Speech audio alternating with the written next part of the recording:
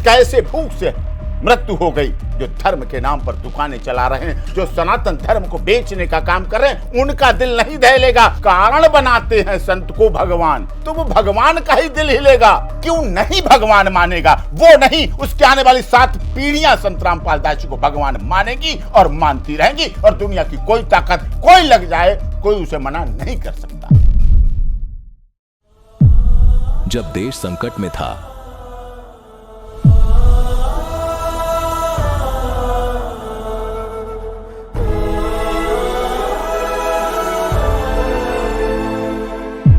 एक आवाज उठी मानवता की। 500 से अधिक गांवों को मिला जीवन दान। आज पहली बार पूरी बात सुप्रीम कोर्ट के senior advocate doctor AP Singh संत रामपाल जी महाराज के कार्यों पर खुलकर बोलेंगे।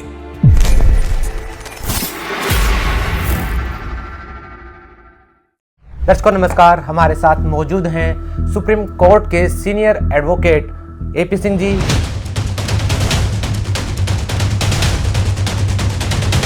जिनका परिचय अगर आज हम दें तो आपको बताना चाहेंगे डॉक्टर एपी सिंह जी भारत सरकार के सीनियर काउंसलर भी हैं और साथ में हिंदुस्तान में तमाम जगह पर फैली करणी सेना के राष्ट्रीय संरक्षक के तौर पर, और साथ ही राजपूताना जितनी भी राजपूताना संगठन है उनके संरक्षक के तौर पर अपनी सेवाएं लगातार एपी सिंह जी दे रहे हैं। आपने उनको टीवी पर बहुत ही दहाड़ते और चिल्लाते हुए तो देखा होगा, लेकिन उतनी ही शालीनता और सटीकता के साथ वो अपना पक्ष रखते हैं सुप्रीम कोर्ट ऑफ इंडिया में। इस बात को आगे बढ़ाते हुए आज हम आपको डॉक्टर एपी सिंह जी से भेंट करवाते हैं और जानते हैं कुछ ऐसे मुद्दों के बारे में जो आजकल हरियाणा में काफी चर्चा का विषय बने हुए हैं। मुद्दा एक ऐसा है जिसको जानना आप सभी के लिए बेहद आवश्यक है। जी हाँ, संत रामपाल जी महाराज। ये एक ऐसा परमात्मा धरती पर गया, मेरे किसान भैया का आज भी हाथ पर पानी खा, कोई माँ खलास डालने वाला नहीं है। महाराज रामपाल जी की जय। संत रामपाल महाराज की जय। संत रामपाल जी महाराज की जय हो। भाई साहब साला पाइट दिया। अच्छा। इन राजनेता छोड़ गए और हम तो रामपाल महाराज की जय बोल रहे सारी उम्र। रामपाल बाबा की जय हो। हम इनका धन्यवाद करते हैं जी।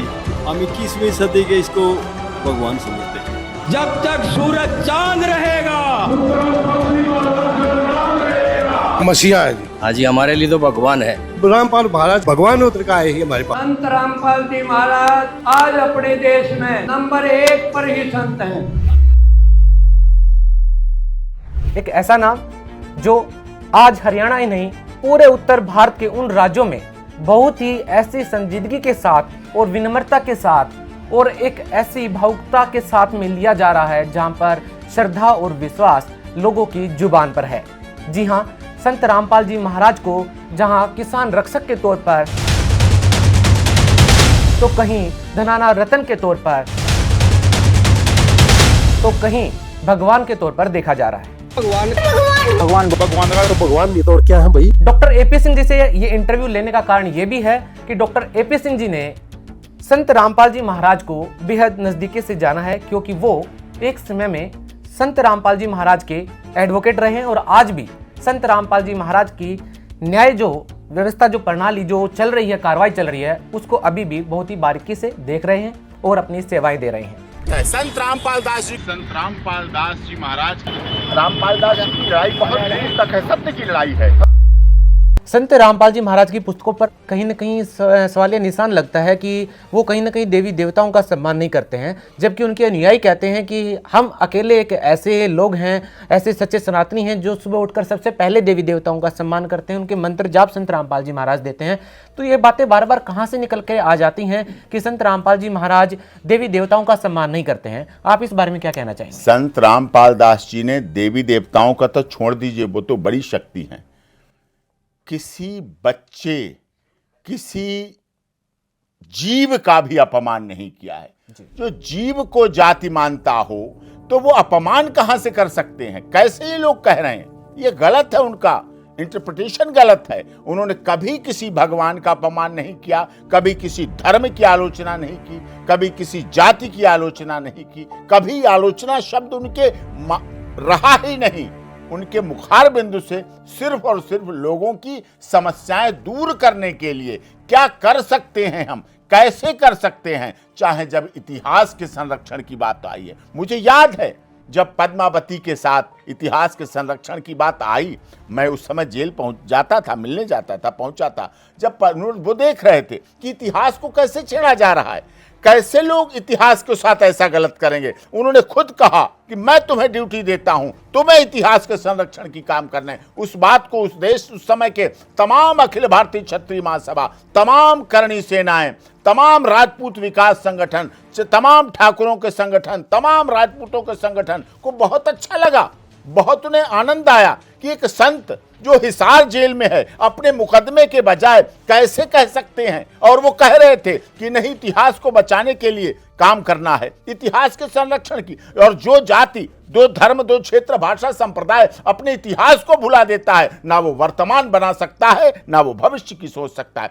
तो उन्हें इतिहास के संरक्षण की भी चिंता, उन्हें कहीं पर कोई दुर्घटना हो जाती उसकी चिंता, कहीं किसी को ब्लड की जरूरत उसकी चिंता होती थी, कोई भूखा न रहे, उन्हें जल की व्यवस्था करानी है, उन्हें प्याऊ बनवाने हैं, उन्हें ये व्यवस्थाएं सोचिए। ये व्यवस्थाएं अब लोगों को अपने अपने हिसाब से, जब उन्होंने पद्मावत के इतिहास को संरक्षण के लिए बात की, चाहे चंडीगढ़ हो, चाहे बहुत जगह मीटिंग में पहुंचा, कार्यक्रमों में उन्होंने किया, तब तो संगठनों को बहुत अच्छा लग रहा।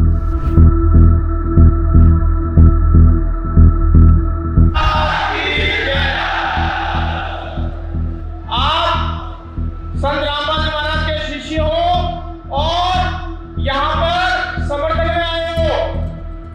जो पद्मावती फिल्म लीला भंसाली ने बनाई है, उसका हम सब लाखों की संख्या में अनुयायी विरोध करते हैं। वो फिल्म बंद होनी चाहिए और आनंद बाग फर्जी एनकाउंटर की सीबीआई जांच की मांग का संत रामपाल जी के लाखों अनुयायी समर्थन करते हैं। जितने भी संत रामपाल जी महाराज के शिष्य आए हैं, एक बार तक अपना हाथ खड़ा करिए। उपस्थिति ऐसे करते हैं। मैं कमल जी को विश्वास दिलाता हूँ, जहाँ आपका पसीना बहेगा, वहाँ हम संत रामपाल जी महाराज के नजर अपना खून बहा देंगे।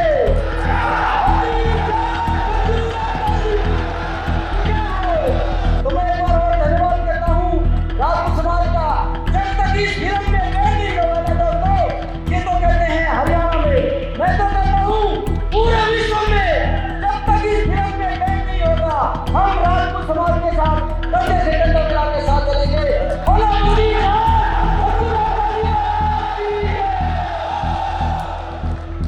बोलिए भारत माता की, संत रामपाल जी महाराज की। विशेष रूप से मैं कहना चाहूंगी, प्रत्यक्ष को प्रमाण की आवश्यकता नहीं होती। मुझे लगता है जैसे घी खिचड़ी और खिचड़ी में घी, इस तरह से रामपाल जी के जो शिष्य हैं, घी का काम यहाँ पूरा का पूरा कर रहे हैं।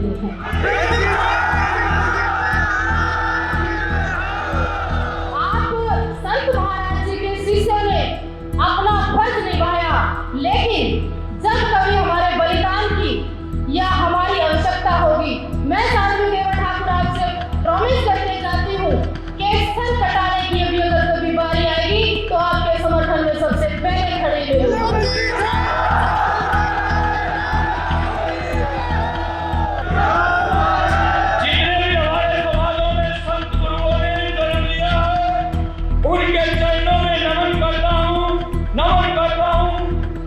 सम्मानित मंच को मेरे बुजुर्गों, दादा बाबा काकाओं के पैरों के चरणों में नमन। हम सबर हम उम्र साथियों को जय माता दी की नमस्कार। सबसाए मेरे नौजवान साथियों, संत रामपाल जी पर झूठे मुकदमे लगा करके, गोलियां चला करके कुचलने का काम किया गया। मेरे नौजवान साथियों, और अब ये चाहता है कि श्री कर्मी सेना और रामपाल जी के अनुयायियों के द्वारा फिर हरियाणा चले तो हम पुलिस खाने के लिए तैयार हैं। लिया तेरी पुलिस और फौज, हम तैयार हैं।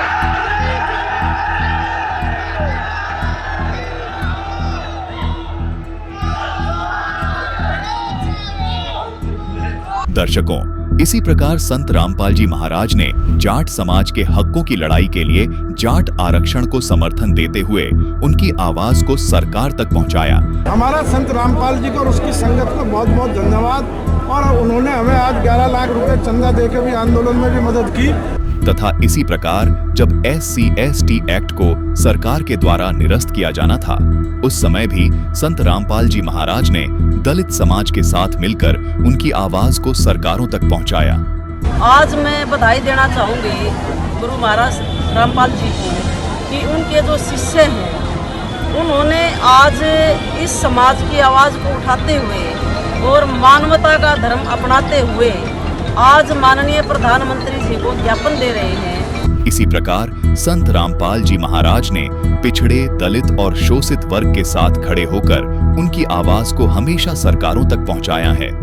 जब उन्होंने संत कबीर साहब के लिए जयंती मनाते तब लोगों को बहुत अच्छा लगता है। जब अन्नपूर्णा योजना चलाते हैं तब बिना जाति के खाना पहुंचता है, राशन पहुंचता है। हाँ जी, बहुत बढ़िया काम कर रहे हैं, ये तो बहुत बढ़िया काम कर रहे हैं। तो ये जो इस तरह का भाव है, पिक एंड चूज नहीं होना चाहिए। ओवरऑल उन भावनाओं को हर एक को देखना चाहिए और उन्हें करना चाहिए। हम जानेंगे डॉक्टर साहब आपसे कि संत रामपाल जी महाराज हरियाणा में आज एक ऐसा विषय बन चुके हैं कि लोग, किसान, यहाँ तक कि बहुत सारे ऐसे संगठन आज संत रामपाल जी महाराज को बड़ी श्रद्धा और आस्था के साथ देख रहे हैं। और कहीं ना कहीं उन्होंने संत रामपाल जी महाराज को किसान रक्षक के तौर पर देखा है। और संत रामपाल जी महाराज एक ऐसा कार्य कर रहे हैं जिसके तहत उन्होंने एक अन्नपूर्णा मुहिम चलाई है। और काफ़ी ऐसे, कम से कम बताया जा रहा है कि 500 से ज़्यादा ऐसे गांव हैं जो बाढ़ पीड़ित थे। संत रामपाल जी महाराज ने उन गाँवों में मदद पहुँचाई और आज लोगों के लिए भगवान बनकर उभरे हैं। आप इस मुद्दे को कैसे देखते हैं? संत रामपाल दास जी केवल हरियाणा नहीं, केवल उत्तर भारत नहीं, गुवाहाटी भी, चौपाटी भी, कन्याकुमारी भी, कश्मीर भी, मैं इंटरनेशनल लेवल पर भी जाता हूं, विदेशों में भी आपको संत रामपाल दास जी महाराज के फॉलोअर्स, अनुयायी मिलेंगे पूरे देश में। क्योंकि वो कोई दिखावा नहीं करते, कोई ढोंग नहीं करते, कोई किसी तरह का आडंबर नहीं है, कोई किसी तरह का अंधविश्वास नहीं है। सीधी सीधी सच का राह है, सत्यता की राह है। मानवता, भाईचारे, मानव धर्म, जीव हमारी जाति है, मानव धर्म हमारा, ये दुनिया का इकलौता नारा। लोगों ने जाति की बात की, लोगों ने क्षेत्र की बात की, लोगों ने भाषा की बात की, लोगों ने संप्रदाय की बात की।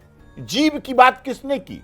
वो केवल इकलौते, इस पूरी दुनिया और ब्रह्मांड के इकलौते संत रामपाल दास जी महाराज हैं, जिन्होंने जीव, और जीव सब में है, गरीब में भी, अमीर में भी। कभी कोई गरीब होता है तो कभी कोई अमीर बन जाता है। जातियां जन्म के साथ बनती हैं, ऊपर से तो कोई नहीं आता। धर्म भी यहां लोग बदल लेते हैं, यहां शिफ्ट हो जाते हैं, तो क्या फर्क पड़ता है? तो इस तरह से संत रामपाल दास जी महाराज ने अपने पूरे जीवन काल में, जब से उन्होंने भक्ति का मार्ग चुना, उसके बाद से लगातार जाति से ऊपर उठकर, धर्म से ऊपर उठकर, क्षेत्र से ऊपर उठकर, भाषा से ऊपर उठकर, संप्रदाय से ऊपर उठकर, गोरे काले से ऊपर उठकर, सबसे ऊपर उठकर केवल जीव की बात की, अहिंसा की बात की, मानवता की बात की, मानवता भाईचारे की बात की, मानव धर्म की बात की, समाज की व्यवस्था को सुधारने की बात की,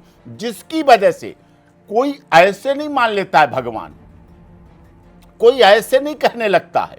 इसका मतलब उसके कार्य प्रणाली, सीता माता राजा जनक की पुत्री, राम भगवान राजा दशरथ के, कौन बना गया उन्हें राम? भगवान कैसे बन गए?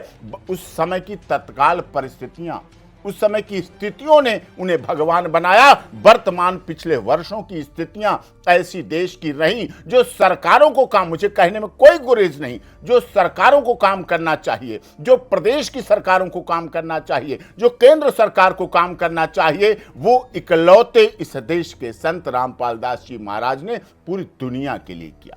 जब जब आपदाएं आई, जब जब विपदाएं आई, तब तब उन्होंने खुले दिल से अपना सब कुछ जितना था सब कुछ खुला खोल दिया। जैसे कोई राजा कोई विपत्ति आती थी तो अपना पूरा खजाना खोल देता था, वैसे संत रामपाल दास जी ने जब जब विपत्ति आई, देश के लोगों पर प्राकृतिक आपदाएं आई, उसको पूरी तरह से अपनी जिम्मेदारी के साथ निभाया। और मैं धन्यवाद करता हूं उनके फॉलोअर्स को, उनके अनुयायी को। उन्होंने अक्षर सह पालन करके उसको ग्राउंड जीरो पर उतारने का काम किया, पूरी ईमानदारी, पूरी लगन, पूरी निष्ठा के साथ। ब्लड डोनेशन की बात हो, दहेज रहित शादियों की बात हो, ये समाज के काम हैं। नशा मुक्त समाज की बात हो, नशा मुक्त समाज के लोग, बहुत संतों को हमने देखा बैनर लगा देंगे, होर्डिंग लगा, लेकिन कोई नहीं मानता। लेकिन संत रामपाल दास जी महाराज ने अगर अपनी वाणी से कह दिया तो उस पंडाल में आने वाला व्यक्ति नशा मुक्त बन के निकला, नशा मुक्त समाज का निर्माण किया। और नशा मुक्त समाज के बाद घर बनते हैं, घर बिगड़ते नहीं हैं, घरों का विकास होता है। महिलाओं की ज्वेलरी जो चोरी हो जाती, जो सिलेंडर बेच देते थे, वो अब घर में खुशहाली आती है। तो इस तरह से नशा मुक्त, दहेज रहित शादियां, ये सरकार के काम थे। लेकिन संत रामपाल दास जी महाराज ने दहेज रहित शादियां कराई 15-15 मिनट में रामायणी के माध्यम से। कोई आडंबर नहीं, कोई बैंड बाजा नहीं, कोई ढोल नगाड़ा नहीं, कोई शराब नहीं, कोई कुछ नहीं। सीधी सीधी बेटी ब्याह दी गई। और जो बेटियां रामायणी के द्वारा ब्याही गई, जिन बेटियों का विवाह वहां हुआ, वो आज भी उनके घर बसे हुए हैं। ना उनमें डाइवोर्स के केस आए, ना उनमें डीवी एक्ट के केस आए, ना उनमें झगड़े के केस आए, ना उनमें दहेज मारना उत्पीड़न, क्योंकि एक जुड़ा हुआ व्यक्ति। एपी सिंह जी, आपने बात की संत रामपाल जी महाराज के द्वारा चलाए गए उस नशा मुक्त भारत अभियान की, दहेज मुक्त अभियान की। ऐसे में हमें सुनने को मिला है कि संत रामपाल जी महाराज के आश्रम में उनके जो अनुयायी जाते हैं, लाखों की तादाद में ऐसे ग्रामवासी भी हैं, जो समाज के लोग हैं जो जाते हैं, उन लोगों के लिए आश्रम में बहुत सारी फैसिलिटी हैं। क्या इस बारे में आप बताना चाहेंगे? आपने विजिट किया होगा। नहीं, आश्रमों में नशा मुक्त समाज और इस तरह की चीज़ें तो हैं, लेकिन जो व्यवहारिक चीज़ें, जैसे हमारे बुजुर्गों को एक समय पर आँखों की रोशनी, मोतियाबंद, काला मोतिया, सफ़ेद मोतिया बिंद, इस तरह की समस्याओं का सामना करना पड़ता है। तो उसके लिए प्रशिक्षित आंखों के डॉक्टर अपनी सेवाएं वहां कैंप लगा कर देते हैं, ऑपरेशन करते हैं, उनको ठहराते हैं, उनके खाने पीने की व्यवस्था करते हैं, दवाओं की व्यवस्था करते हैं और पूरी जागरूकता लाते हैं, उनको घर छुड़वाने का भी काम करते हैं।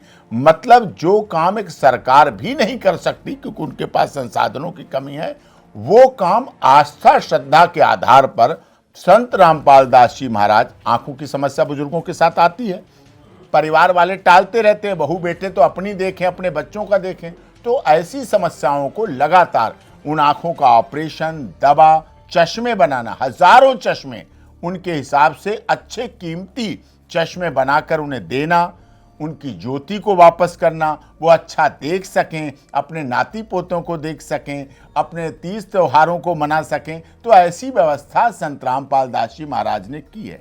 दूसरी समस्या दांतों को लेकर लोगों को होती है। दांत का दर्द और दांत की परेशानी कई बार मन को विचलित कर देती है, लेकिन संत रामपाल दास जी महाराज के आश्रमों पर दांतों के बारे में भी अच्छा इलाज, पूरी व्यवस्था, पायरिया है, ठंडा पानी लगना, गर्म पानी लगना, इस तरह से किसी की बत्ती सी बनना, किसी का ये होना, किसी का सेट होना, किसी का इस तरह से, जो भी समस्याएं दांतों की हैं, बीमारियां हैं, हर तरह तरह की उन सारी बीमारियों को दूर करने का काम उनके कुशल चिकित्सक दवाएं भी देते हैं, ठहराते भी हैं, रोकते भी हैं और सारी व्यवस्था एक अपने जैसे पिता पुत्र के लिए करता है और पुत्र पिता के लिए करता है, ऐसा ही उनके भगत पेशेंट के साथ करते हैं, बिना किसी जातिवाद, क्षेत्रवाद, ये जो सुविधाएं आप बता रहे हैं, ये उनके अनुयायियों के लिए हैं या समाज के लोगों? नहीं, कोई उनके लिए। अब उनके भंडारे चलते हैं, क्या वहां कोई स्टेगमा लिखा है कि अनुयायी खाएंगे?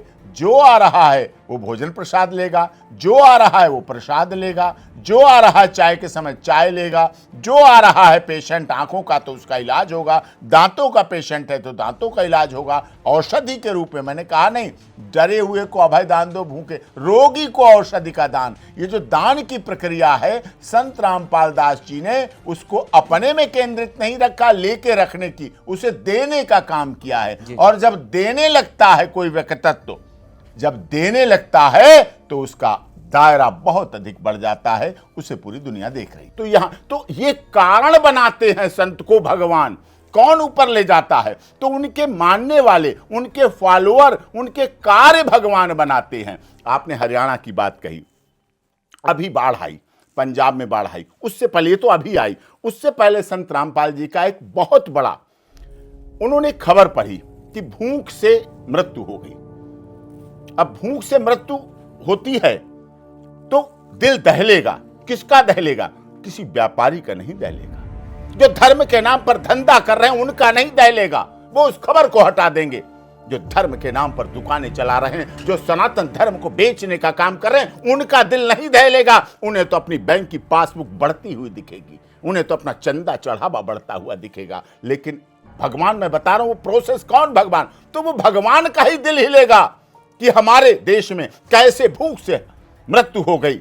उन्होंने उस पर संज्ञान लिया, सबको बताया कि ऐसा कैसे हुआ। जो सरकार राशन का काम कर रही थी गरीबों को, उन्होंने तो सरकार के काम में तो जो जाता उसे मिलता, कोई वेरिफिकेशन नहीं था। लेकिन कुछ शर्म से लोग नहीं जाते थे, हम कहाँ मांगने जाएं, हम कहाँ लेने जाएं। कुछ लोगों की अर्थव्यवस्था पहले सही थी, बाद में गलत हो गई, तो उसको फिक्स किया, उसका सर्वे करवाया अपने फॉलोअर से। हर नगर, हर शहर, हर गांव का सर्वे करवाया कि कौन सा गांव में कौन सा व्यक्ति 2 घर 4 घर भूखे हैं, किसके घर व्यवस्था नहीं हो पा रही, उनके घर राशन पहुंचाने की व्यवस्था, सब्जी पहुंचाने की व्यवस्था, तेल घी नमक आलू प्याज पहुंचाने की व्यवस्था, गैस सिलेंडर भिजवाने की व्यवस्था। ये कौन कर सकता है? ये निश्चित रूप से इस देश का भगवान कर सकता है। इसलिए लोग उन्हें संत रामपाल दास जी के साथ भगवान रामपाल जी कहते हैं, ये कारण। उसके साथ साथ जो घर टूटे पड़े हैं, लोगों के घर नहीं बन पा रहे, किसी के, उन घरों को बनाना, प्लॉट लेकर बनाना, अपने पैसों से उसके लिए घर बनवा के देना, उसको चाबी सौंपना, वो क्यों नहीं भगवान मानेगा? वो नहीं, उसके आने वाली 7 पीढ़ियां संत रामपाल दास जी को भगवान मानेगी और मानती रहेंगी, और दुनिया की कोई ताकत, कोई लग जाए, कोई उसे मना नहीं कर सकता है जी। ये भाव था। अभी पीछे ये अन्नपूर्णा योजना, जो अन्नपूर्णा योजना चली, गाड़ियां घूम रही हैं, गाड़ियों पे लिखा है, इस बात के पोस्टर लगाए गए, इस बात के होर्डिंग लगाए गए, जहां किसी को जरूरत हो वो इस नंबर पर दिया गया, नंबर फ्लैश किए गए, तुरंत सेवादार उनके एक्टिव हो गए, पूरी तरह से इस पर काम करने लगे। और वो योजना, क्योंकि कोई अकेला नहीं कर सकता है, उसके लिए हाथ चाहिए होते हैं। वो हाथ उनके पास करोड़ों सेवादारों के थे, जो तन्मयता के साथ तन मन धन समर्पित करके अपने भगवान की आस्था श्रद्धा को पूरा करने के लिए पूरे देश में फैले हुए थे। हर जगह लोग भूख से, सुबह उठते तो भूखे थे। संत रामपाल दास जी की अन्नपूर्णा योजना के बाद कोई भी व्यक्ति रात को भूखा सो नहीं पाया, पेट भर के सोया, पूरा पेट भर के सोया। उसके बाद अभी पीछे बाढ़ आ गई, पंजाब में बाढ़ आई, प्राकृतिक आपदा थी, बड़ी आपदा थी। हरियाणा में आपदा आई, किसी को आशा नहीं थी, किसी को ऐसा विश्वास नहीं था इतनी बारिश हो जाएगी। प्राकृतिक आपदा तो कभी भी, ऐसा नहीं कि अभी ये आई हो, पहले भी आई हैं। अब मैं बता रहा हूं किस तरह से संत रामपाल दास जी ने वो चीज देखी, महाराज जी ने देखी। उसको देख कर उन्होंने कहा अब इसके लिए क्या करें। गांव के गांव पानी से डूबे हुए थे, घर के घर डूबे हुए थे। सरकारें अपनी तरफ से काम कर रही थी, प्रदेश सरकारें अपनी तरफ से, लेकिन वो पर्याप्त नहीं था, क्योंकि त्रासदी बड़ी थी, विपदा बड़ी थी, आफत बड़ी थी, उसमें सामाजिक जरूरत थी। लोगों ने अपने हिसाब से काम किया, लोगों ने अपने हिसाब, लेकिन वो इतनी बड़ी त्रासदी थी कि नहीं संभल पा रही थी। संत रामपाल दास जी महाराज ने फिर उस पर एक्शन लिया कि पानी कैसे निकाला जाए। घर डूब रहे हैं, गांव डूब रहे हैं, फसलें नहीं होंगी, वो क्या खाएंगे? पूरे गांव के गांव लाइन, एक गांव से दूसरे गांव तक पानी पानी दिख रहा है, नहीं निकल पा रहा है। उन्होंने अपने उस व्यवस्था को खोला। यकीन मानिए लाखों रुपए नहीं, करोड़ों रुपए उस व्यवस्था को उन्होंने समर्पित किए।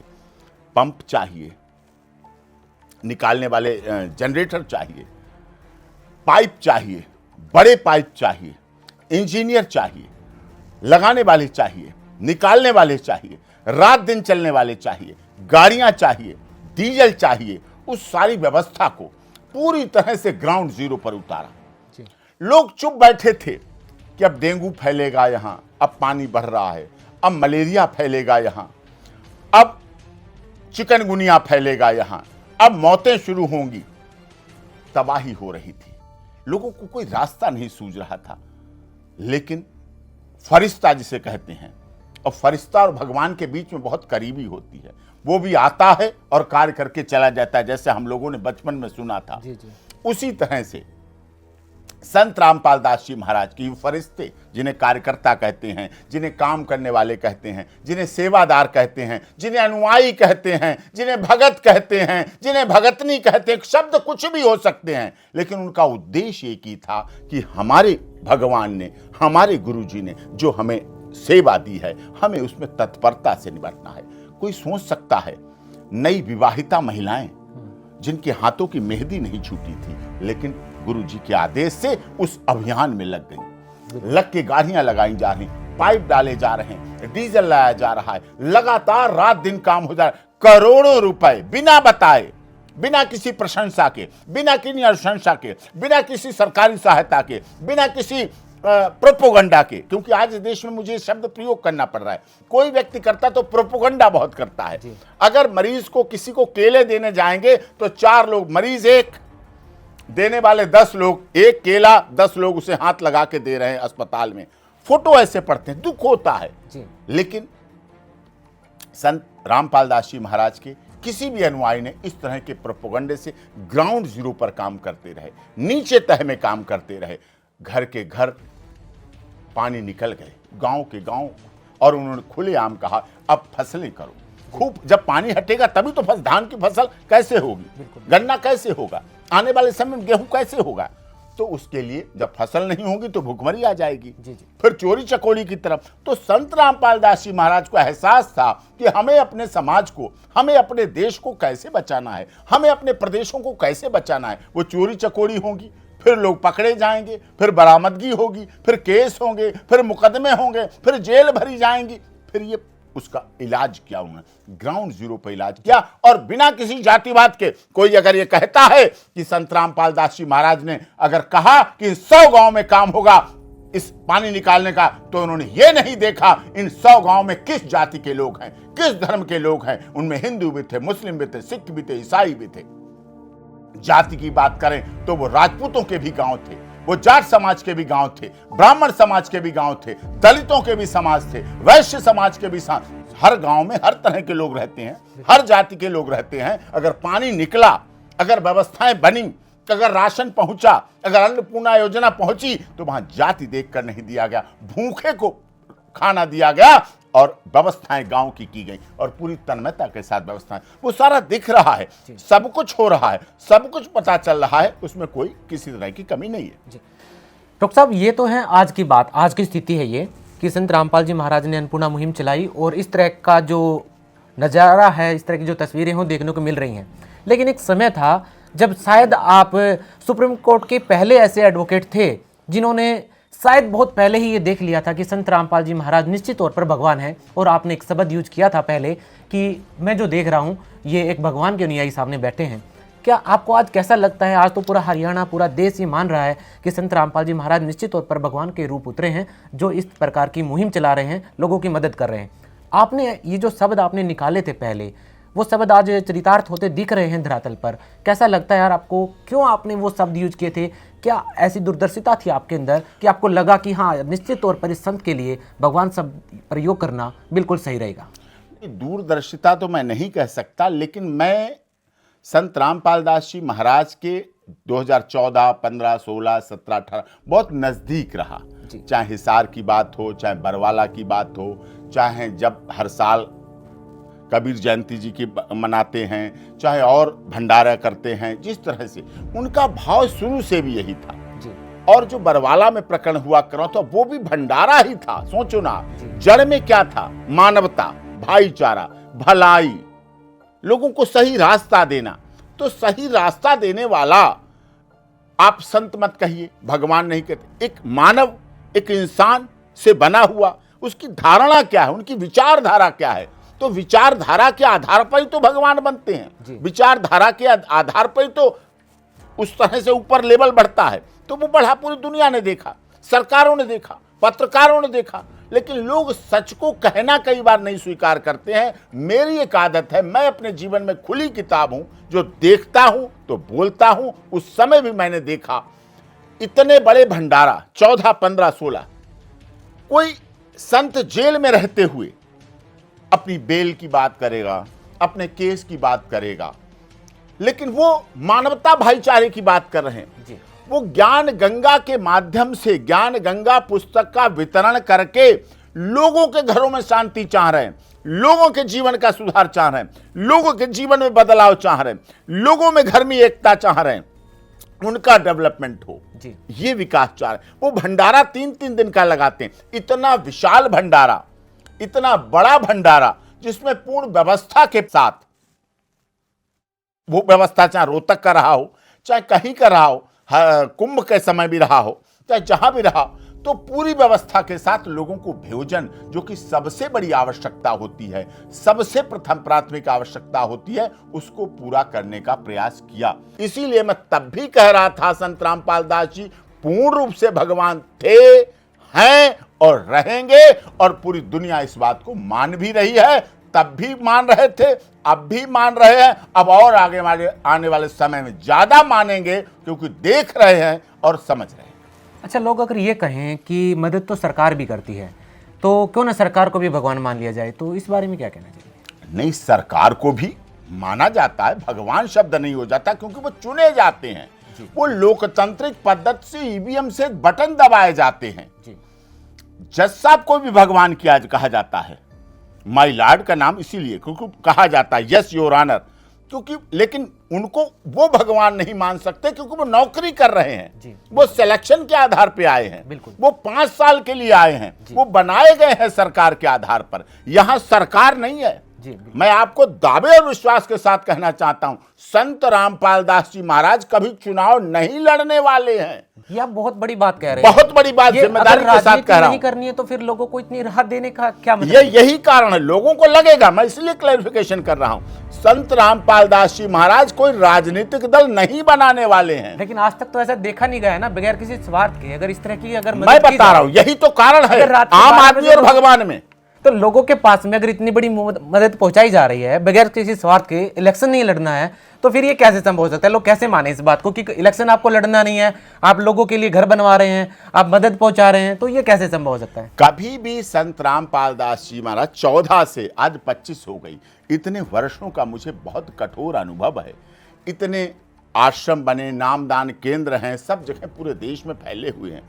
कहीं से मैं दावे के साथ कह सकता हूं, आप विश्वसनीय पत्रकार हैं, मीडिया हाउस हैं, रिकॉर्ड करने लोग, संत रामपाल दास जी के मुखार बिंदु से ब्रह्मवाणी आएगी, धर्म को जोड़ने वाली बात आएगी, जीव हमारी जाति है, मानव धर्म हमारा आएगी, समाज को सुधारने के लिए बात आएगी, दहेज रहित शादियों की बात आएगी, नशा मुक्त समाज की बात आएगी, परिवार में संस्कारवान रहें ये बात आएगी। लेकिन कभी उनके लोग सेवादार, अनुयायी, भगत, भक्तिनी उनके नाम को लेकर राजनीति में कभी प्रयोग नहीं करेंगे, और राजनीति को फायदे के लिए कभी उनका प्रयोग नहीं होगा। यही बात हमें भगवान की तरफ ले जाती है, यही बात सरकार की तरफ से हटा देती है। सरकार भी काम करती है, आई एग्री, लेकिन सरकार अपने चुनावी एजेंडों को पूरा करती है। संत रामपाल दास जी जहां जरूरत है, जहां जरूरत है जिस चीज की, उसकी पूर्ति करते हैं। अगर कहीं शिक्षा की जरूरत है तो शिक्षा के लिए करें। वो कहते हो, मेरी माता जी पूजा के 12 फूल सुनाती थी बचपन में मुझे, डरे हुए को अभय दान दो, भूखे को अनाज का दान, प्यासे को जलदान करो, अपमानित को आदर सम्मान, गृहहीन को दो गृहदान, जी बिल्कुल, वस्त्र रहित को वस्त्र दो, और इस तरह से 12 इस तरह से काम। इन पूजा के 12 फूलों को आप मंदिर, मस्जिद, गुरुद्वारा, गिरजाघर जाएं ना जा पाए कोई बात नहीं, वो आपका अपना आउटलुक है।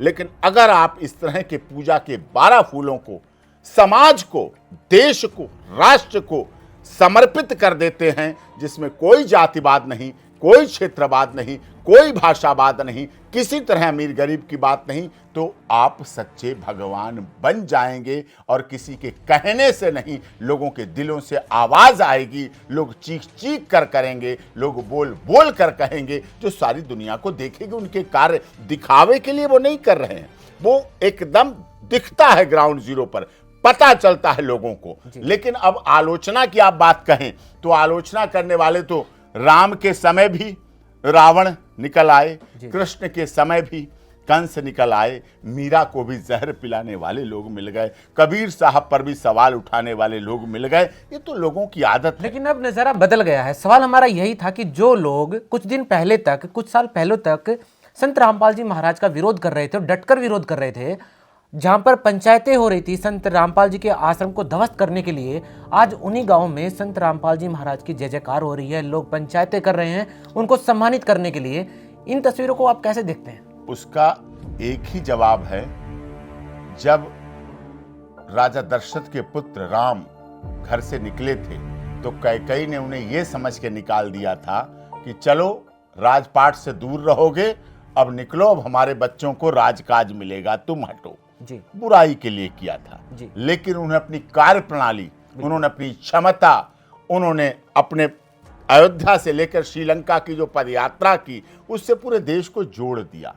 उन्होंने शबरी को भी जोड़ा, तो उन्होंने जटायु को भी जोड़ा, तो उन्होंने जीवों को भी जोड़ा, तो उन्होंने इंसानों को भी जोड़ा, और सबको जोड़ते अपने कार्य क्षमता से अनुसार अब लोगों को पता चल गया है, अब लोगों को दिख रहा है, तो इसलिए अब उनका नजरिया बदल चुका है। पहले उन्हें आम संत की तरह लग रहे होंगे कि शायद ये भी कोई आए हैं, ये भी इस तरह से अपना कोई चांदा चांद चढ़ावा इस पर करेंगे, लेकिन उस सबसे दूर हटकर संत रामपाल दास जी महाराज ने जीव हमारी जाति है, मानव धर्म हमारा, उसको लेकर कोई ऊंच नीच नहीं है, सब प्यारे हैं, उस आधार पे काम किया। और इतने साल का उनकी क्रेडिबिलिटी, इतने साल के उनकी कार्य क्षमता, इतने साल तक उन्होंने जिस तरह से जीवन में समर्पण किया है और देखा है उन्होंने, और उनके भक्तों को देखा है पूरी दुनिया ने, तो वो एक अलौकिक है, वो एक अविस्मरणीय घटना है जिसको अब लोग भुला नहीं सकते। इसलिए अब उनका सम्मान भी करेंगे, उनको सब कुछ करेंगे। और केवल ये धनाना रतन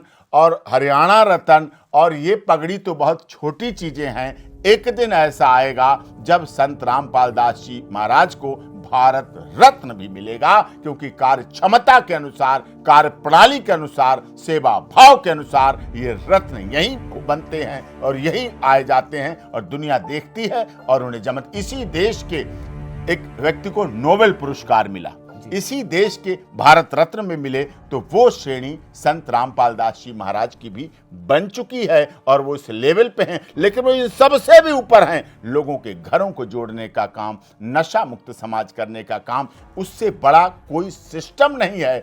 जो घर बर्बाद हो रहे थे, जिन घरों की ज्वेलरी आभूषण सब बिक चुके थे, आज उन घरों में परिवार में बच्चे पढ़ लिख रहे हैं, बढ़ रहे हैं, ये विशेषता है। सर, संत रामपाल जी महाराज की अगर उम्र को देखा जाए तो 75 साल के वो हो चुके हैं, और ऐसे पड़ाव पर उनको वकीलों से डिस्कस ये करनी चाहिए कि किस तरह से उन्हें बाहर आना चाहिए, उनका भविष्य क्या हो।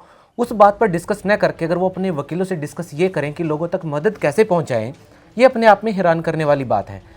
ये कैसे संभव हो पाता है, और ये विचारधारा जो संत रामपाल जी की है, ये लोगों में किस तरह की प्रेरणा देती है कि एक ऐसे समय में जब आप 75 साल के हैं, वृद्ध आप हो चुके हैं, आप अपने वकीलों से लोगों के उद्धार की बातें कर रहे हैं कि किस गांव में मदद पहुंच चुकी है और किस में नहीं पहुंची है, और आप इस बात पे चर्चा नहीं कर रहे हैं अपने वकीलों से कि जमानत कैसे होगी या बाहर कैसे आ जाए। आप इन चीज़ों को कैसे देखते हैं? देखिए, संत की उम्र नहीं होती है जी। आपको कागजों के अनुसार लग रहा है 75 वर्ष, लेकिन उनकी कोई उम्र नहीं, उनकी कार्य क्षमता की उम्र है। उनकी भाव की उम्र है, उनकी भावना की उम्र है। नहीं, आपको हैरानी होती है इस बात को लेकर के कि 75 साल की उम्र में आप लोगों के उद्धार की बातें कर रहे हैं, लोगों के पास बाढ़ राहत सामग्री कैसे पहुंचे इस बारे में बात कर रहे हैं, जबकि आप केस से रिलेटेड बातें नहीं कर रहे हैं। मैंने 28 साल की सुप्रीम कोर्ट में वकालत में बड़े हार्डकोर क्रिमिनल, बड़े नेताओं, बड़े अभिनेताओं, बड़े सांसदों और बहुत संतों के सबके केस लड़े। सब अपनी बात करते हैं, लेकिन मैं 2014 से अपने इस व्यक्तिगत अनुभव को बता रहा हूं कि संत रामपाल दास जी महाराज ने कभी भी अपने केस की तो कभी कोई बात ही नहीं की। उन्हें केवल देश की बात करनी है, समाज की बात करनी है। कभी किसी उन्होंने जाति की बात नहीं की, कभी कौन किस क्षेत्र का ये बात नहीं की, कभी उन्होंने भाषा की बात नहीं। इसका ही परिणाम है कि संत रामपाल दास जी की अगर ज्ञान गंगा की बात करें तो कन्नड़ भाषा में भी है, तमिल भाषा में भी है, पंजाबी में भी है, सब भाषाओं में, क्यों इंग्लिश में भी है। क्यों है? इसका मतलब वो बहुत उससे ऊपर हैं और वही उनका भाव उन्हें भगवान बनाता है, वही भाव उन्हें ऊंचाई पर ले जाता है, वही भाव उनका लोग देखते हैं भगत और उसको पूरा करते हैं। आपने पुस्तकों की बात की, संत रामपाल जी महाराज की पुस्तकों पर भी कहीं न कहीं सवालिया निशान लगता है कि वो कहीं न कहीं देवी देवताओं का सम्मान नहीं करते हैं, जबकि उनके अनुयायी कहते हैं कि हम अकेले एक ऐसे लोग हैं, ऐसे सच्चे सनातनी हैं जो सुबह उठकर सबसे पहले देवी देवताओं का सम्मान करते हैं, उनके मंत्र जाप संत रामपाल जी महाराज देते हैं। तो ये बातें बार बार कहाँ से निकल के आ जाती हैं कि संत रामपाल जी महाराज देवी देवताओं का सम्मान नहीं करते हैं? आप इस बारे में क्या कहना चाहेंगे? संत रामपाल दास जी ने देवी देवताओं का तो छोड़ दीजिए, वो तो बड़ी शक्ति है। किसी बच्चे, किसी जीव का भी अपमान नहीं किया है। जो जीव को जाति मानता हो तो वो अपमान कहां से कर सकते हैं? कैसे ये लोग कह रहे हैं? ये गलत है, उनका इंटरप्रिटेशन गलत है। उन्होंने कभी किसी भगवान का अपमान नहीं किया, कभी किसी धर्म की आलोचना नहीं की, कभी किसी जाति की आलोचना नहीं की, कभी आलोचना शब्द उनके रहा ही नहीं। उनके मुखार बिंदु से सिर्फ और सिर्फ लोगों की समस्याएं दूर करने के लिए क्या कर सकते हैं, हम कैसे कर सकते हैं, चाहे जब इतिहास के संरक्षण की बात आई है। मुझे याद है जब पद्मावती के साथ इतिहास के संरक्षण की बात आई, मैं उस समय जेल पहुंच जाता था, मिलने जाता था, पहुंचा था। जब वो देख रहे थे कि इतिहास को कैसे छेड़ा जा रहा है, कैसे लोग इतिहास के साथ ऐसा गलत करेंगे, उन्होंने खुद कहा कि मैं तुम्हें ड्यूटी देता हूं, तुम्हें इतिहास के संरक्षण की काम करना है। उस बात को उस देश, उस समय के तमाम अखिल भारतीय क्षत्रिय महासभा, तमाम करणी सेनाएं, तमाम राजपूत विकास संगठन, तमाम ठाकुरों के संगठन, तमाम राजपूतों के संगठन को बहुत अच्छा लगा, बहुत उन्हें आनंद आया कि एक संत जो हिसार जेल में है अपने मुकदमे के बजाय कैसे कह सकते हैं। और वो कह रहे थे कि नहीं, इतिहास को बचाने के लिए काम करना है, इतिहास के संरक्षण की। और जो जाति, दो धर्म, दो क्षेत्र, भाषा, संप्रदाय अपने इतिहास को भुला देता है, ना वो वर्तमान बना सकता है, ना वो भविष्य की सोच सकता है।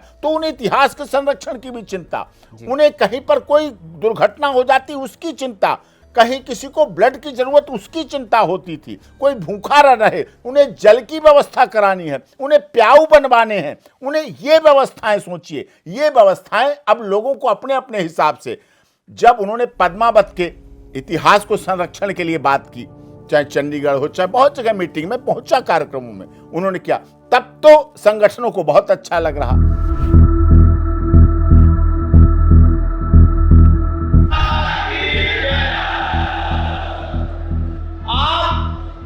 संत रामपाल जी महाराज के शिष्य हो और यहाँ पर समर्थन में आए हो। जो पद्मावती फिल्म लीला भंसाली ने बनाई है, उसका हम सब लाखों की संख्या में अनुयायी विरोध करते हैं। वो फिल्म बंद होनी चाहिए और आनंद बाग फर्जी एनकाउंटर की सीबीआई जांच की मांग का संत रामपाल जी के लाखों अनुयायी समर्थन करते हैं। जितने भी संत रामपाल जी महाराज के शिष्य आए हैं, एक बार करके अपना हाथ खड़ा करिए। उपस्थिति ऐसे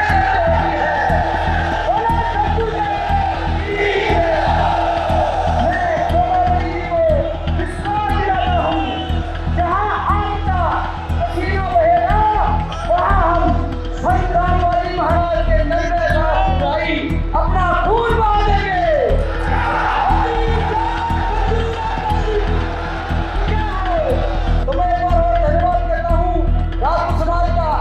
जब तक इस फिल्म में मैं नहीं गवाया दोस्तों, ये तो कहते हैं हरियाणा में, मैं तो कहता हूँ पूरे विश्व में, जब तक इस फिल्म में मैं नहीं होगा, हम राजपूत समाज के साथ कंधे से कंधा मिला के साथ चलेंगे। बोलो मोदी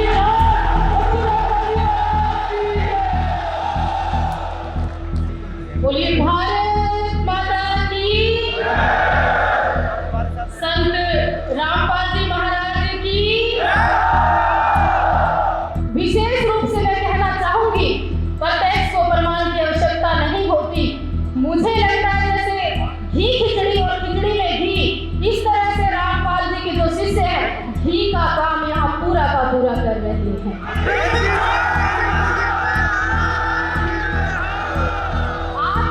संत महाराज जी के शिष्यों ने अपना फर्ज निभाया, लेकिन जब कभी हमारे बलिदान की या हमारी आवश्यकता होगी, मैं साध्वी देवा ठाकुर आपसे प्रॉमिस करके जाती हूँ कि स्थल कटाने की अभी अगर कभी बारी आएगी तो आपके समर्थन में सबसे पहले खड़े होंगे।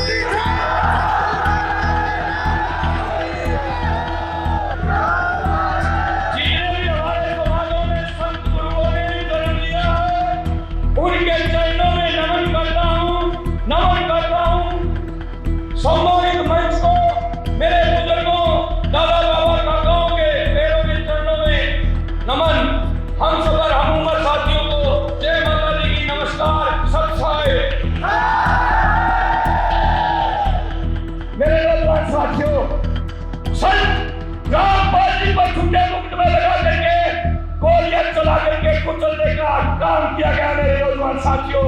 और अब ये चाहता है कि श्री कर्णी सेना और रामपाल जी के अनुयायियों के द्वारा फिर हरियाणा चले तो हम बुलेट खाने के लिए तैयार हैं। लिया तेरी पुलिस और फौज, हम तैयार हैं।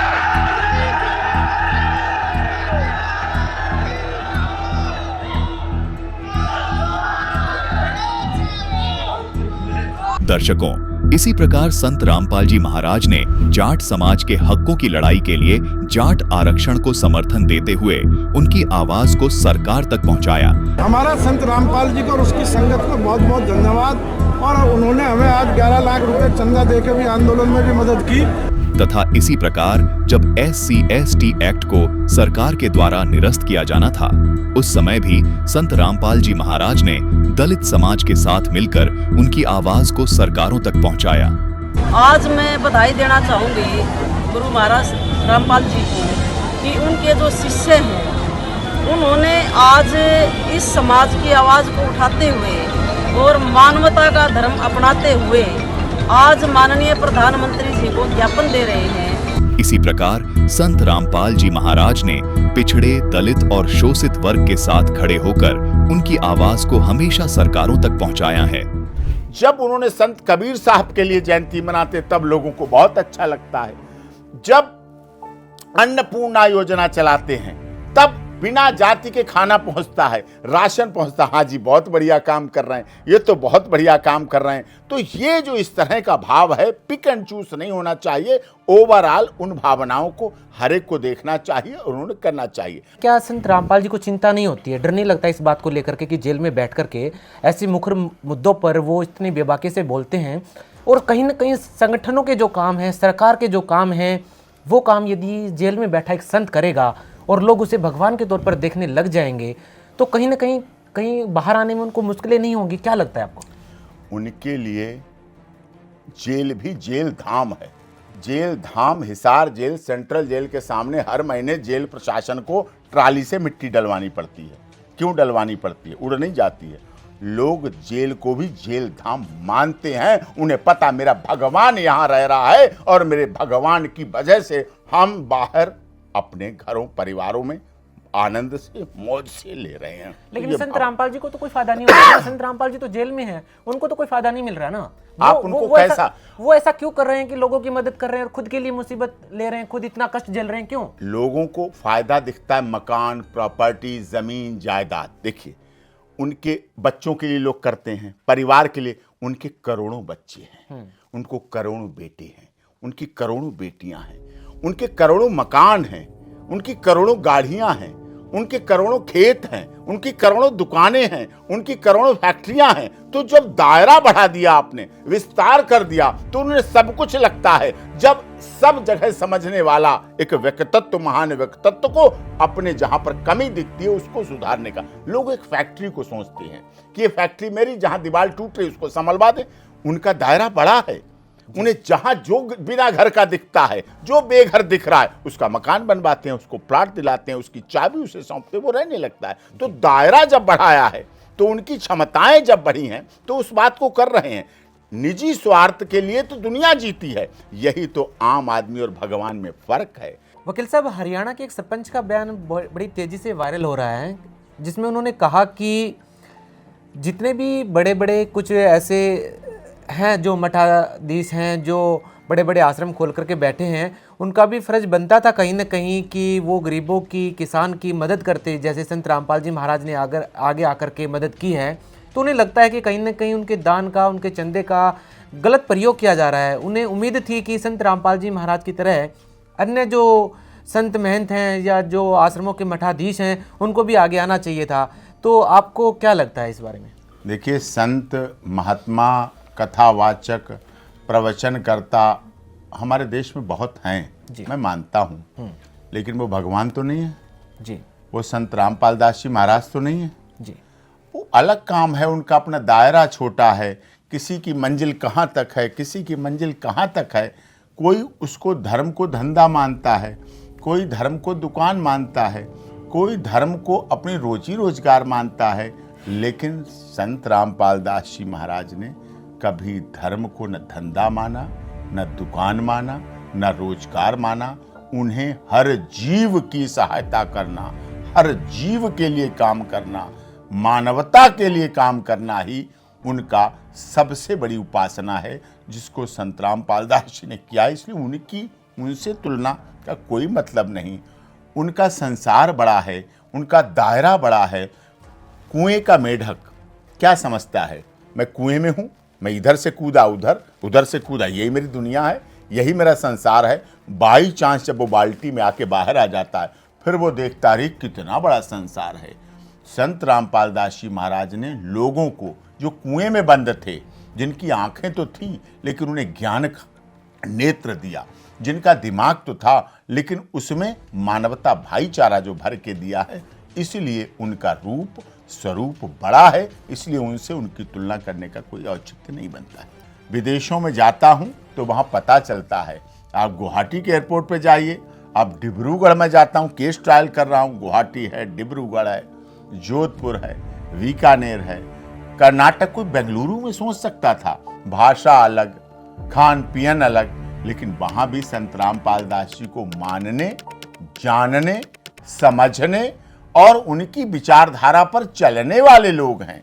आप पूरे उत्तर भारत की बात करें, कोई ऐसा शहर नहीं, कोई ऐसा प्रदेश नहीं जहां उनकी भक्ति, उनकी आस्था, श्रद्धा का डंका नहीं बजता हो। डंका बजता है, लोग पूरी तरह से मानते हैं। मध्य प्रदेश, आप बैतूल देखिए, बैतूल आश्रम कितना बड़ा स्वरूप ले चुका है, जो पूरे मध्य प्रदेश में जहाँ किस तरह के लोग थे, धार्मिक अंधविश्वास फैलाया जाता था, धार्मिक कट्टरता फैलाई जाती थी, धार्मिक किस तरह से किया जाता था, अंधविश्वास इस तरह के, वहाँ ऐसा कुछ नहीं है। सीधे सीधे मानवता, भाईचारा और मानव कल्याण की भावना कही जाती है, की जाती है। और केवल बोलते नहीं, संत रामपाल दास जी महाराज ने केवल ज्ञान गंगा के माध्यम से या और पुस्तकों के माध्यम से या सीडी के माध्यम से या वीडियो के माध्यम से या सत्संग के माध्यम से या चैनल के माध्यम से केवल बोला नहीं, उसको ग्राउंड जीरो पर कर कर दिखाया है और लोगों के मनों में पहुंचे हैं,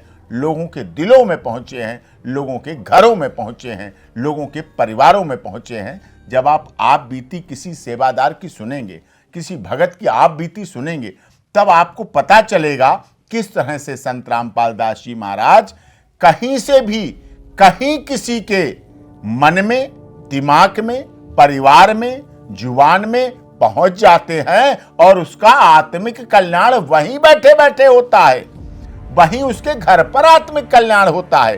तो ये कोई साधारण व्यक्तित्व तो नहीं कर सकता, ये तो अलौकिक प्रतिभा के ही धनी है, तभी ऐसा हो रहा है। डॉक्टर साहब, निश्चित तौर पर संत रामपाल जी महाराज की जो लोकप्रियता है वो कहीं ना कहीं सरहद पार करके काफ़ी ऐसे देशों में पहुंच चुकी है जहां पर आज संत रामपाल जी महाराज का डंका बोल रहा है, उनके ज्ञान का, उनके आध्यात्म का लोग अनुसरण कर रहे हैं। डॉक्टर साहब, आपने संत रामपाल जी महाराज के आध्यात्मिक पहलुओं को और सामाजिक पहलुओं को बड़ी ही बारीकी से और बड़ी अपने शब्दों में आपने बयान किया। सवाल मेरा ये है कि संत रामपाल जी महाराज को लेकर के मीडिया में खबर चल रही है कि बहुत जल्द वो बाहर आने वाले हैं एक अधिवक्ता के तौर पर, और कहीं ना कहीं आप उनके जो विचार हैं उनको काफ़ी हद तक आप अपने जीवन में कहीं ना कहीं पूरा होते हुए देखते हैं। कैसे स्वागत की तैयारियां चल रही हैं और क्या कहना चाहेंगे इस मूवमेंट को लेकर के, क्योंकि उनके अनुयायियों में तो काफ़ी उत्साह है इस बात को लेकर के। देखिए, उनके लिए जेल अंदर बाहर का कोई महत्व ही नहीं। मैं जेल में मिला हूँ, उनके लिए कोई महत्व नहीं अंदर या बाहर, उनका कोई ऐसा विचारधारा नहीं। उनका देश, उनका ब्रह्मांड, उनको पूरी दुनिया ही है और उसी में हिसार, हरियाणा है उसी में हिसार है, इसलिए उनके ऐसे भाव से ऐसा कुछ नहीं है। जगत गुरु के तौर पर संत रामपाल जी को देखा जाता है, क्या इस तरह से आप एक अखंड भारत या पृथ्वी को एक सूत्र में बांधने की बात कर रहे हैं? संत रामपाल दास जी महाराज जी कभी बॉर्डर्स में नहीं बंधे जी कि भारत में है तो पाकिस्तान अलग है, नेपाल है। आपने देखा हिसार बरवाला जो प्रकरण हुआ उसमें नेपाल के कितने लोग शामिल थे, इसका मतलब नेपाल के भी लोग आते हैं। नेपाल में भी आश्रम है। मैं काठमांडू जाता हूं, सुप्रीम कोर्ट के काठमांडू में कार्यक्रम मेरे सरकारी हुए, वहां पहुंचा, वहां भी लोग मानने वाले हैं, वहां भी अनुयायी है। जगत गुरु का मतलब केवल हरियाणा नहीं, उत्तर प्रदेश नहीं, बिहार और मध्य प्रदेश, छत्तीसगढ़, झारखंड, पंजाब, हिमाचल, जम्मू नहीं। जगत गुरु का मतलब केवल भारत नहीं, नेपाल भी है तो श्रीलंका भी है, तो बांग्लादेश भी है, तो पाकिस्तान भी है, तो अमेरिका भी है, तो अफगानिस्तान भी है और पूरी दुनिया जगत गुरु। इसका मतलब पूरा जगत मान रहा है कि संत रामपाल दास जी की धार्मिक आस्था श्रद्धा कितनी विशाल और सहृदय और महान है। जी, लेकिन श्रद्धालुओं में काफ़ी जोश है संत रामपाल जी महाराज की। जैसे ही खबरें आने लगी कि वो बाहर आने वाले हैं, तो उनके अनुयायियों को क्या कहना चाहेंगे आप? वो तो बाहर ही हैं, लेकिन प्रत्यक्ष रूप से दर्शन की एक अभिलाषा होती है कि पुत्र की इच्छा होती है अपने पिता को देखे, अपने पिता से मिले।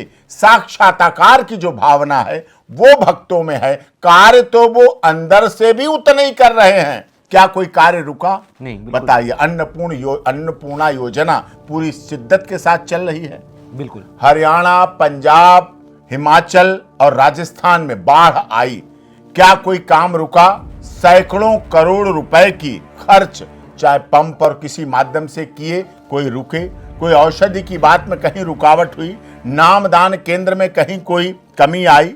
कहीं कोई ज्ञान गंगा, ये मैं आप मानते हैं कि नहीं मानते हैं, हर कहीं धार्मिक अनुष्ठान या धार्मिक कोई भी अवसर हुए, ज्ञान गंगा की पुस्तक दुनिया क्या देश के हर घर में आज उपस्थित है और वहां लोगों को ज्ञान की गंगा बहा रही है, ज्ञान दे रही है और लोगों को उस रास्ते पर ले जा रही है। जी, निश्चित तौर पर ये थे हमारे साथ सुप्रीम कोर्ट के वरिष्ठ अधिवक्ता। जी हाँ, किसी परिचय के मोहताज नहीं थे। इन्होंने अपने शब्दों में आज वो सब बयान किया जिसे आज लोग जानना चाह रहे थे कि किस तरह से इन्होंने अपनी बेबाकी से और कितने सधे हुए शब्दों में संत रामपाल जी की चली हुई अन्नपूर्णा मुहिम से लेकर के उनके कानूनी पहलुओं तक की जानकारी दी। जी, बहुत बहुत धन्यवाद आपका डॉक्टर साहब। बहुत बहुत धन्यवाद, बहुत बहुत धन्यवाद आपको, आपके दर्शकों को, आपकी पूरी टीम को, पूरे स्टाफ को और देश और दुनिया में फैले हुए संत रामपाल जी महाराज के समस्त दर्शकों को, भक्तों को, सबको बहुत बहुत प्रणाम।